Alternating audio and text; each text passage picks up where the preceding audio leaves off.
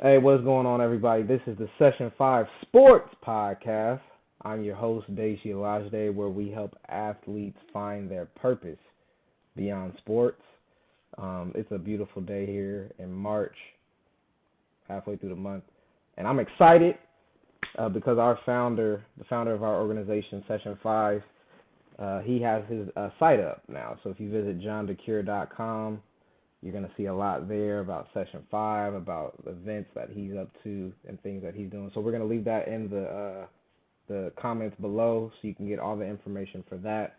And also, once a month we do our Visionators group coaching call. If you don't know what a Visionator is, in short, a Visionator is somebody who's committed to mapping out and acting on their purpose, right? Acting on your vision. So we have a group coaching call that happens once a month, and that will be in on Wednesday, March 23rd. So be on the lookout for that, and it's going to be exciting. So today we're going to be talking about don't waste your pain. And a lot of times as athletes, we have different ways of connecting with pain. I just want to share my story. Check this out. So I got introduced to sports at an early age. Middle school, elementary, it was running track, playing basketball. I was a hooper. It's nice. AAU. Shout out to Coach Keefe. Played travel ball, and man, from that I fell in love with the sport called football. Coach Keefe, he coaches the IE Ducks or the OG Ducks, and he said, "Hey man, Miss Wendy," he asked my mom, said, "Let Daisy play football." Now she was like, "I don't want my baby to get hurt." And that was seventh grade, middle school, and I started playing football. I played corner, running back, receiver, everything. And I fell in love with this game of football. So took that, went into high school. I was ready. I went to Corona Centennial. I was excited to play there. Corona Centennial is one of the top football programs in the state of California, Southern California.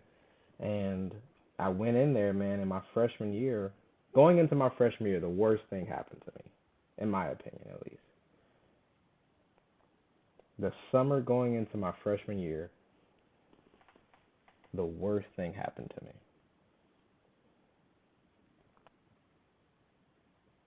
I was actually playing Halo. Some of y'all don't even know about this. It was a game on Xbox, playing Halo with my boy.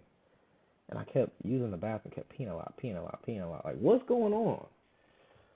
So, I was losing a lot of weight, and my mom said, "Boy, you need to go to Kaiser." Went to the hospital.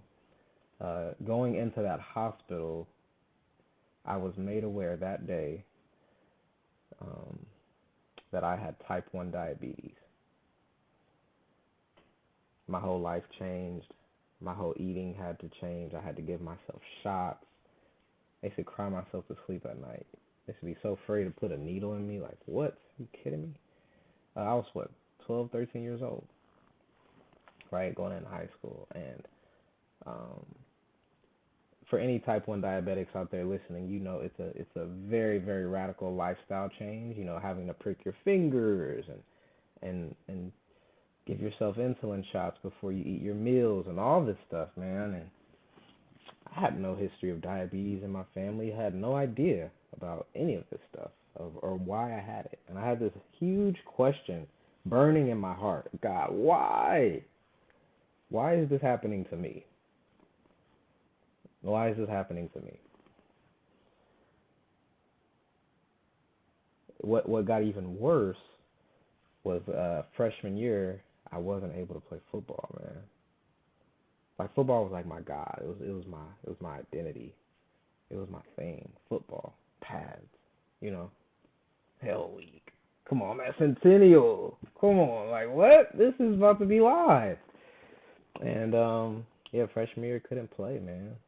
And I came back sophomore year, and I was committed because I remember one of the endocrinologists. They said he really shouldn't play contact sports. He's probably never going to be able to play football. And that was like a chip on my shoulder. Like, what? I'm gonna do more than just play football. I'm about to kill it out here. Sophomore year came. I was on JV to start. I was starting receiver, and then I got pulled up to VAR. I remember practicing with some of the VAR guys like Nick Beasley, Zach Fosley, Ricky Marvere, Vontez Burfict. I mean, I was on scout team, so I'm going up against these were big, D1 guys, and I'm balling, and I'm like, ain't nothing's gonna stop me. Diabetes ain't gonna stop me. My height wasn't gonna stop me. I was one of the shorter receivers, but I was fast. 10'8", 4'4". That was my only way, cause them boys was big out there. Boy, I had to use that speed, my agility. So, but I learned a lot through that experience of like, man, no matter what comes against me, push through, push through. And of course, after going through Centennial, we won the state championship that year. Then my senior year, I was a starter. We won the CIF championship, and then we lost. Man, we lost to Devontae Adams, Palo Alto High School. I still irk about that. We lost by 2 points. We played right there in Carson at it used to be called the Home Depot Center. And Devontae Adams, he's the receiver that is on the Raiders now. Just got traded actually from the Packers, and he was on that team. Man, he was cooking. He was cooking. So yeah, man. Went on after I went to Centennial. I went to the junior college route. So I went to Mount San Jacinto, then I stopped at RCC. That's my helmet actually from RCC. Shout out my Tigers. We had squad, and then after RCC, my sophomore year, I transferred to Azusa Pacific University, which is the other helmet there, APU Christian school, small school right here in Azusa, California, Los Angeles. Um, Division II at the time, and most young athletes in the football world, at least, it's I want to go D1, I want to go D1, I want to go D1. And so to have to sit with that whole notion of going D2, it was tough. It was tough, man. I'm like, why am I going D2? Like, am I not D1? You always ask yourself that, like, dang, am I not that D1 guy? And you know what? This ended up being one of the best things for me, man. Going to this school, APU, it was a Christian school. It gave me this sense of a foundation, man, with my faith. Like, I started taking my faith real seriously in, like, college, you know, sophomore year of college. And I thank APU for that, bro. So, and we won championships there, too. So it was a blessing. I'm like, God, you really did a lot. But I want to really connect on this topic of playing through pain and not wasting your pain. Because I can think about how, for me, man, when I stopped playing ball, it was kind of a painful experience. Like, who am I? What is my true identity outside of playing ball? All I knew was football from middle school, high school, college, and my final year playing at Azusa Pacific. We get into this space, right, where we had our senior season. We were like, what, 13, 12 and 1, something like that. And we were about to go into the D2 playoffs. And it was like selection Sunday. Like we're sitting in the where we will have our team meetings. It was in the business office. So we're sitting in there and we're like, ooh, we about to see who we gonna play. We about to see. Looking on the screen, Azusa Pacific. We did not get picked to go to the NCAA Division II playoffs. And it was like, dang, that's it for me. Cause my college career, like in high school, I was all league and I was killing stuff. College career, I was more of a specialist. I got my money on punt return, punt, kickoff return. I was in the two deep at receiver, but I got my money on special teams. And I had some of the measurables in terms of a pro day, like I was gonna run in the mid 4.45 bench press and stuff, but I didn't really take myself serious enough to even go.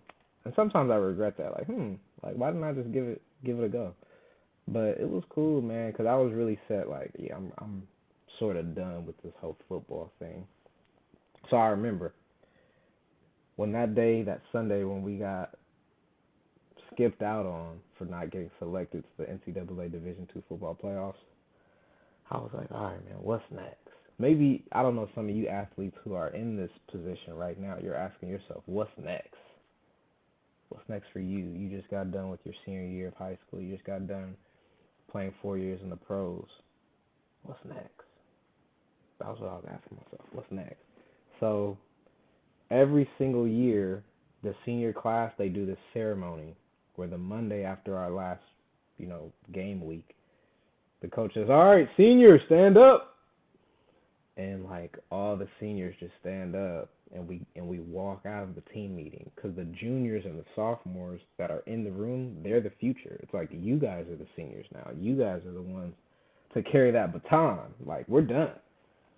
So seniors get up. I remember it was like me, my boy Thor, Andre Miles, Terrell Watson. Like, we all just get up and we go into this team meeting. It's a smaller meeting room, more intimate. Our team meetings used to hold like almost 90 guys.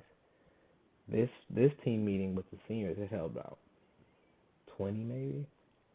And Coach Slater, Hall of Famer, LA Rams, he's on Fox Sports now. He was our O-line coach. And I'll never forget. He said, "All right now, men. Now some of you may never play the game of football again. But that does not mean you can't enjoy the game of football." Never forget it, bro. Never forget it. Never forget it. I was like, man, it hit me. It hit me like, wow, football's over. At least football in the way that I knew it, which was playing on the field, being an athlete.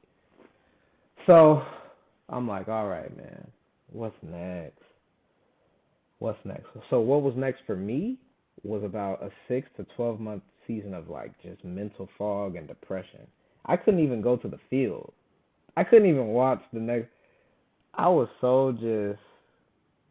It sounds very weird, but I kind of went through like a grieving process, as if I lost somebody, as if football was like my baby or my wife. Like, this is how it feels. This is how it feels. And yeah, I went through a tough season, and just kind of depressed, checked out, kind of lost, soul searching, and not really able to pick myself up, man.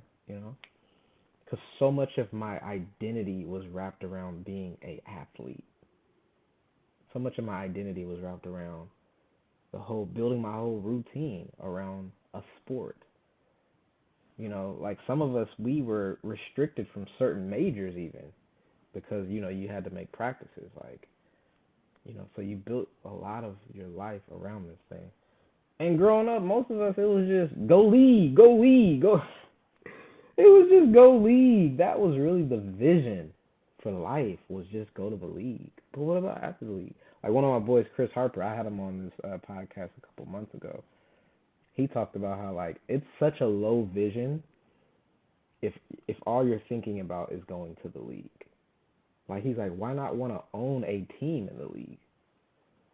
Like how big of a vision is that? So yeah, I think of like the studies show like NCAA athletes. There's about 54% of NCAA athletes that are not thriving after they're done playing, right?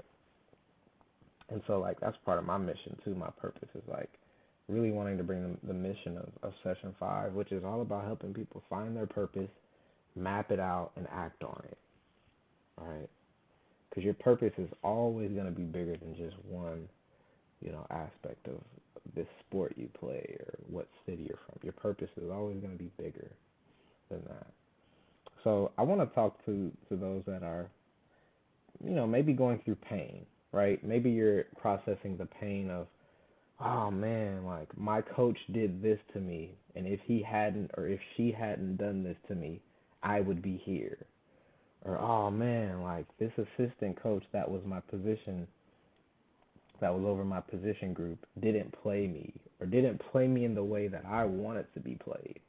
So it lowered my chances of excelling or success.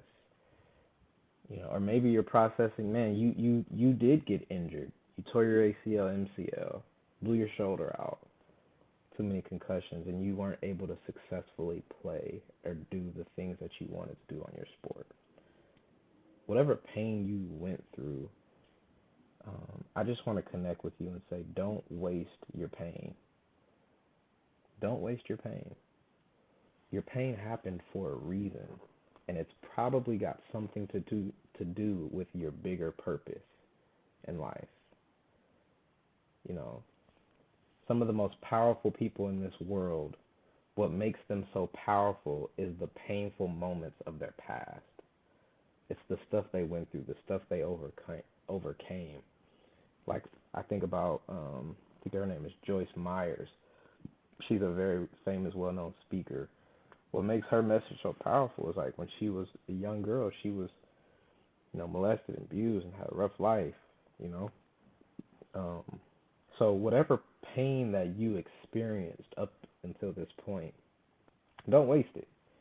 Use it as fuel for your life. So like I even think about my own life right now. Like as a type 1 diabetic, like I use that pain now as fuel to want to always inspire and motivate people who have chronic illness to know, hey, like you can kick diabetes butt. Hey, you can kick whatever chronic illness you're facing. You can overcome it and do amazing things. I want to use that pain to be able to fuel me into my purpose. Um, so as you're processing and thinking through and listening, I want you to just write down like, what are all the areas in my life that I've gone through some pain, whether it be in your sport or out of your sport. Okay, and you can even start writing those things down. What are all the areas where I have experienced pain? Now, one of my favorite trainers, her name is Jean Marie Jobs. She has this organization called Gap Community. And she helped me process something where she said, there's two ways we can look at our pain. We can look at our pain as a victim, or we can look at our pain as a victor. Most of the time, I was looking at my pain in my life as a victim. Oh, why did this happen to me? Blaming God or blaming coaches or blaming whatever was like being thrown at me. Like, oh man, like this is happening to me. Like the victim, blaming and all that. And she said, like, what if you just shifted your mindset to go, well, what if I'm not a victim here? What if I can use this pain to empower someone else? Like, what if I use the pain that I experienced on the field or on the court or even in my household for some of us? Use that pain, and rather than relating to it as a victim, relate to it as something to use as fuel to overcome, or to relate with others, to say, hey man, I know what it feels like. Yeah, I've been in that painful situation too. But here's what I did, and here's what we can do together to get to where we need to go. We don't have to be victims, right? So I want you to write down, what are those painful moments in your life, and how can you use those painful experiences and see them as ways to be a victor rather than a victim, right? All right. This is all we got for this week. I wanted to keep it short, but I wanted it to be, something that pricks you in your heart, and I wanted to share my heart, my pain. I used to have so much shame even talking about having chronic illness and even talking about being a diabetic, right? And so I met other diabetics, and I was like, dang, like, it's powerful seeing y'all overcome stuff, and it's powerful that y'all are sharing it. And by me holding it back or holding that part of me back, I'm stopping other people from seeing how they can be powerful as well. And so this was like just something I wanted to share, giving you guys a little bit of my heart, my pain, and let you know that like whatever pain you experience, man, use it as fuel, because your purpose is the solution. Your purpose is the solution. So this is a Session 5 Sports Podcast. I'm your host, Deja Lajde. Thank you for listening today. Remember, and this is the place where athletes find their purpose after sports ends. Like, share, bless somebody else with this. Send them a text message. Say, hey, man, check this out. because there's great things coming to it. And also, if you want to check out our website, you can visit session5institute.com. I'll also put that in the comment section because we have a lot of great things coming out, resources and tools and just things to be able to help people find their purpose, man. So, all right, peace out.